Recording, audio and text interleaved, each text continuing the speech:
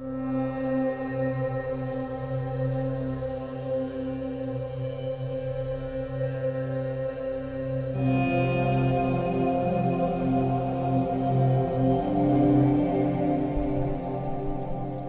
and welcome to a special edition of STARCAST from Planet Waves. My name is Eric Francis Coppolino, your astrologer and the host of Planet Waves FM on Pacifica Radio Network. Thank you for joining me for this edition for Thursday, the 11th of August, 2023. I am reporting in from Bangkok, Thailand. I was not expecting to be here when I woke up on Monday morning. However, I was invited as a kind of a late addition to a private conference and have been asked to present my findings about the events of the last 3.5 years to this group who, like me, is being flown in from around the world for a special event. I have never really done anything quite like this, and I'm curious to see what I experience and who's there and what is up. I more or less know what I'm going to be talking about. I'm in Bangkok at the moment. I'll be heading for a place called Koh Samui tomorrow, where this event is. I've been in transit now for about 30 or 40 hours, and finally arrived at my hotel in Bangkok. My hosts are taking very good care of me. We had a last-second itinerary change due to a late flight, and this executive assistant worked into the night on, I guess what day, I'm losing track of what day it is, but to redo my entire itinerary, and so or most of it anyway, and I ended up in Bangkok for the night. As I say, I would never have guessed I would have been here at the beginning of the week. So anyway, I will not be writing this week, and I need to honor my promise to cool off a little bit every few weeks, especially here during the summer. But I did want to check in, say hello, and offer you some astrology for the moment.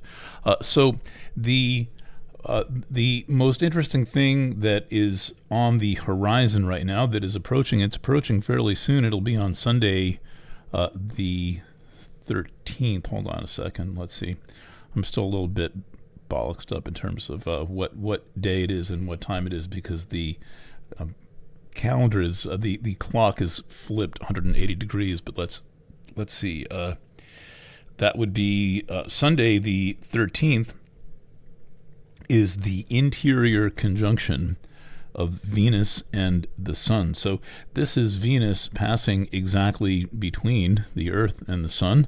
It has recently gone through its heliacal set. That is to say that it became impossible to see because it got too close to the Sun. Now is quite close to the Earth, actually, and passing between the Earth and the Sun, and this will be exact at, well, I'm looking at a chart for Bangkok. It's at 6:15 p.m. on the 13th in time zone 7E. If you want to translate that, you're welcome to put that into Eastern Standard or Pacific, something like that, something perhaps more useful. But anyway, this is coming up, and we are in this experience now, and there's a few nice things about this aspect. It happens at 20 degrees of Leo, and it is in a lovely trine to Chiron. It is in a square to Uranus. It is in a quincunx to Nessus.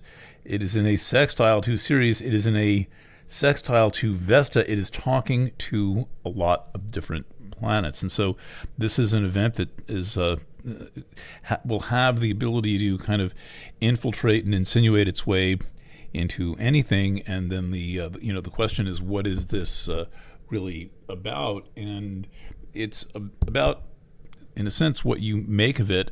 There's this quality of soul retrieval to Venus retrograde that has a way of kind of granting access to certain facets of yourself in the past. But I think that also the passage of Venus between the Earth and the Sun is going to have a way of allowing endings and resolutions and cutting cords that need to be cut such that the future can be embraced with some fullness and readiness and the willingness and the desire to make it happen. Now, at the moment that I'm beginning this, I kind of jumped in with so as not to bury the lead with the conjunction of Venus and the Sun, the interior conjunction, which is, by the way, the midway point of Venus retrograde, and only two planets pass between the Earth and the Sun, and one is Mercury during Mercury retrograde, and one is Venus during Venus retrograde. At the moment, from where I am, looking at 11:15 p.m. on what? It is so crazy jumping over the international dayline. It's Thursday, the 10th right now, a little bit before midnight. So let's go back to this chart. The moon is at 14 and change of Virgo, and it is exactly square Pallas Athene. It is exactly square Mercury. It's about to square Mars. And kind of like Venus retrograde in the Sun, it's making a whole bunch of aspects to things. Now, which means that it's going to be available to a lot of other planets to tap into whatever that quality is, and that means more or less can reach for and find these properties I'm about to describe where you need to find them. So the squares of the moon to these planets in Virgo, mainly being Pallas Athene, an asteroid, Mercury, and Mars, could be seen as tense, counterintuitive, lacking a kind of a certainty. But then if you fold the chart in four and you take all of those things in the mid-mutable signs as essentially being all in the same place, you put them on what's called a 90-degree sort, you end up with a rather extraordinary conjunction. And the other thing is that even though and how did I do that trick? Well, anything within a similar degree range in a similar kind of a sign can be looked at a number of different ways. And so you do not need to bring in the energy of the square. You have to look at it, I think, but it's not the only one that matters. And so what I'm suggesting here is that though there is some tension between the mental and the emotional indicated by the moon, square Pallas and square Mercury, and then eventually squaring Mars a little bit later in the day, there are some very interesting relief points. There are some interesting, what I would call pressure release valves. For example, the most important one is Chiron in Aries, and that's at 19 and change, and Vesta is in Gemini. The moon is about to make a conjunction to Vesta in Gemini, and it's sextile to Chiron, and then also a sextile to the Sun. So my reading of this chart is where there is some tension or where there is some stress, find a way to resolve it, and that should work out fairly easily, unlike other conditions potentially where you reach for a solution and then you wind up having things be more challenging or worse than they were.